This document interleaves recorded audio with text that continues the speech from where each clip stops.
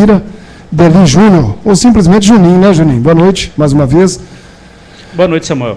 Juninho, conforme anunciamos agora há pouco, a nossa pauta, né, o assunto do qual você ainda não participou aqui no programa, é exatamente o assunto que ainda vem repercutindo na cidade com relação ao registro da LIFA, Liga Itabirana de Futebol Amador, junto ao Conselho Municipal dos Direitos da Criança e do Adolescente. E você, melhor que ninguém, conhece toda essa novela, né, Juninho? Essa novela que teve o último capítulo na sexta-feira retrasada, né? A novela normalmente acaba dia de sexta mesmo, né, Juninho? Pois é, a novela acabou no dia certinho. Sexta-feira. E você acompanhou toda essa novela, né, Juninho? Toda essa controvérsia, todo esse imbróglio, se assim a gente poderia dizer.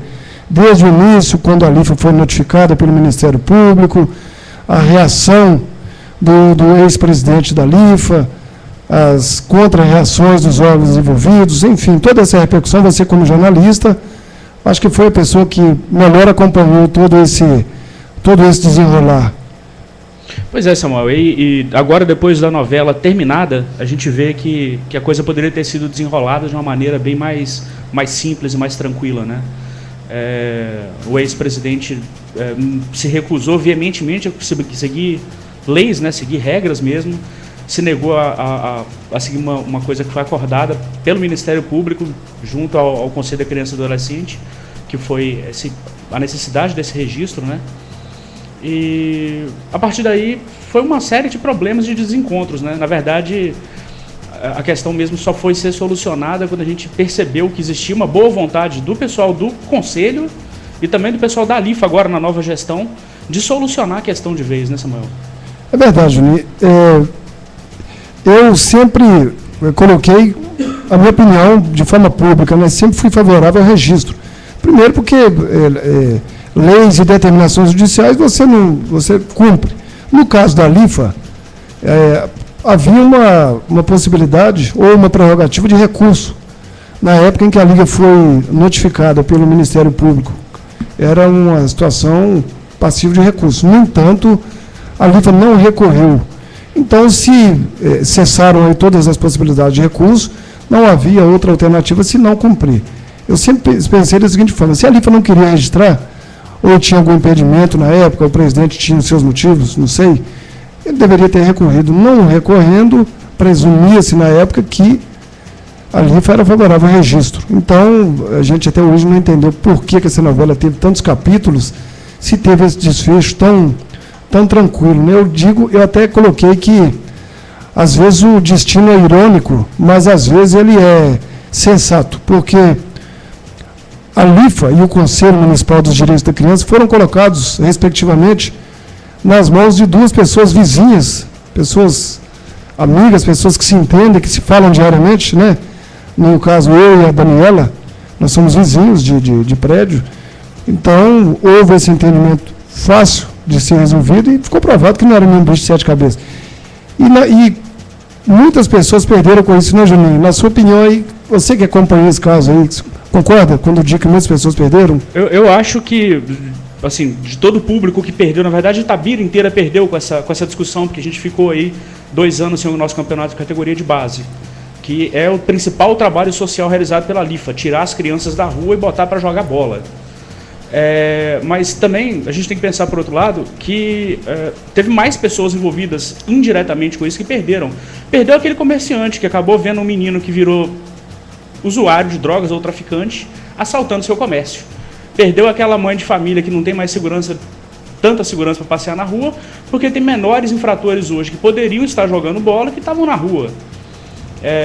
Esse papel social da LIFA, aliás, um beijo aí para a Daniela, presidente do Conselho, uma pessoa simpaticíssima, ela deixou bem claro que também era interesse do Conselho desenrolar essa situação para que esse trabalho social pudesse voltar a ser realizado, né? Ela mostrou para a gente, na verdade, que o problema não tinha sido criado pelo Conselho em si, tinha sido criado, na verdade, pela imposição da administração anterior da LIFA. Na verdade, foi só isso que aconteceu. Se eles tivessem procurado o Conselho, tido um diálogo adequado com eles, eu acho que toda a situação teria sido solucionada antes. Uma prova maior disso é que, logo após a assinatura do convênio, a Daniela já se prontificou a se reunir com você para tentar, de alguma maneira, viabilizar a disputa da categoria de base, né? É verdade, é verdade. Inclusive, estamos na expectativa, né, dessa autorização do Conselho. E quando você fala que muitas mães perderam a segurança de sair com os filhos, eu vou até além, viu, Juninho? Muitas mães perderam os filhos para o mundo da droga, para o mundo da criminalidade. Então, agora, quem sabe, com a volta do futebol nas categorias envolvendo menores, esses menores que se perderam pelo caminho não se recuperam através do esporte. A gente sempre diz que o esporte é o mecanismo mais poderoso que existe para evitar que esse mal aconteça. Pois é, eu agora faço um apelo, na verdade, para os presidentes de clube e dirigentes, aí, aqueles que já realizavam seus trabalhos de base e os clubes que vão realizar ainda, vão começar agora a realizar o trabalho de base. Gente, vamos atrás das crianças de novo, vamos trazer de volta essa criançada para o nosso futebol.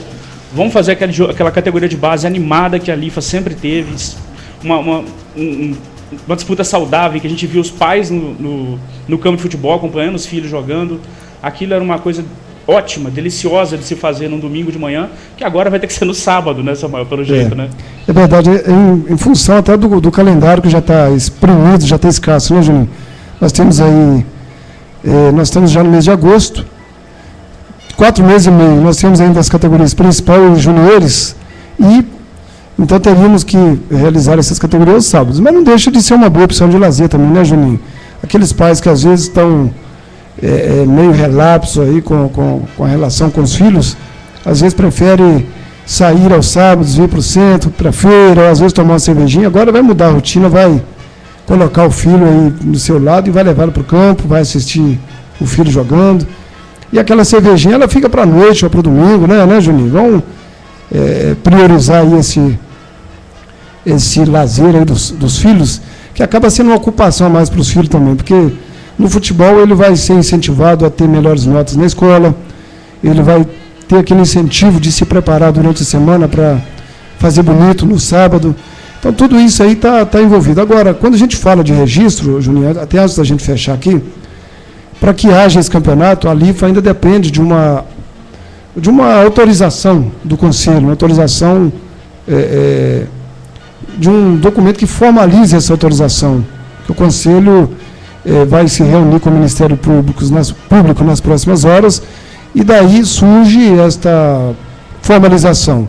Aí sim, a partir de então, aí a gente vai literalmente falar aí de datas e de calendário para as categorias envolvendo menores. Categoria essa categorias estas, melhor dizendo, que deverão acontecer aí em 4 divisões diferentes, né, Juninho? Conforme a gente disse na abertura, Primeirinho, Mirim, Infantil e Juvenil. E eu conversava na sexta-feira com o Zico, vice-presidente lá do River, e ele me dizia exatamente isso, que o River nunca deixou de colocar esses meninos em atividade, ou seja, não dispensou os meninos, manteve esses meninos treinando todo esse tempo, porque acreditavam que o campeonato iria acontecer a qualquer momento. Então, a gente parabeniza aí toda a direção lá do River, o Zico, o Tilapa, né, e toda a turma lá que manteve a meninada ocupada, realizando amistosos. O Grêmio também manteve.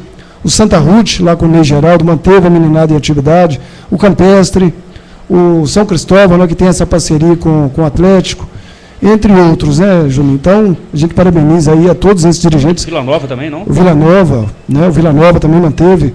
O Vila Nova também, além de manter essa meninada em atividade, é um clube filiado, registrado ao Conselho. O Grêmio também registrado. Então, o Vila Nova, na realidade, foi o pioneiro, né, Juninho? Sim, foi o Vila Nova é que abriu aí a fechadura lá do Conselho e mostrou que não tinha nenhum bicho de 7 cabeças. Depois veio o Grêmio.